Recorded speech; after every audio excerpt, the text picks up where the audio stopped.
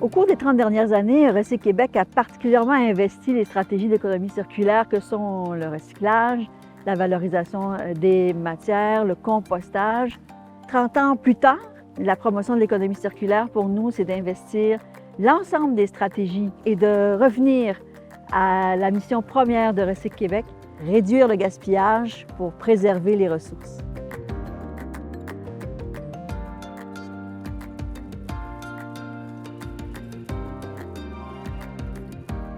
Ce qui m'inspire dans les initiatives d'économie circulaire qu'on voit naître au Québec, c'est que peu à peu, on sort de la logique extraire, consommer et jeter pour une logique où le déchet est une ressource.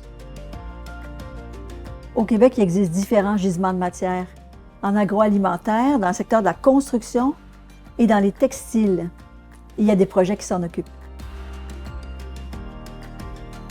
Une des initiatives que nous avons supportées financièrement dans le cadre d'un appel à projet sur le gaspillage alimentaire et qui est un excellent exemple d'initiative d'économie circulaire, c'est Loop Mission.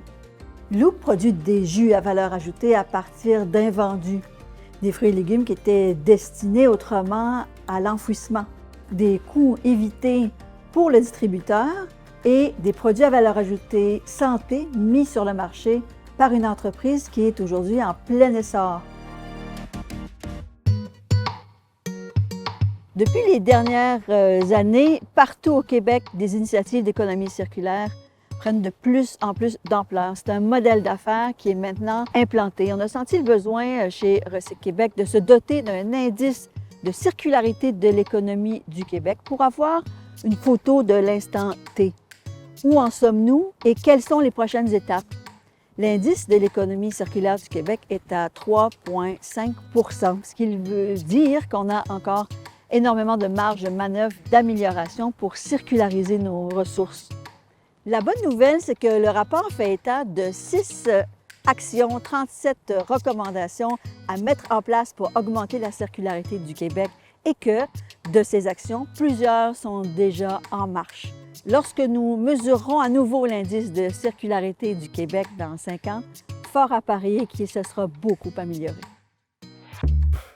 Mon souhait pour le Québec en économie circulaire, c'est qu'on prenne conscience qu'on a tout ce qu'il faut pour devenir des leaders en Amérique du Nord.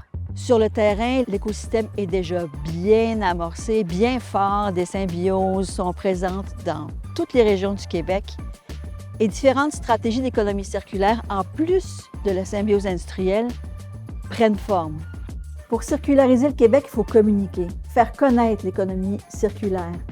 Il faut également former de manière à ce que les retombées pour les citoyens, les entreprises et les organisations soient connues, qu'on puisse voir qu'est-ce qu'on peut tirer de l'économie circulaire. C'est important aussi d'être accompagné.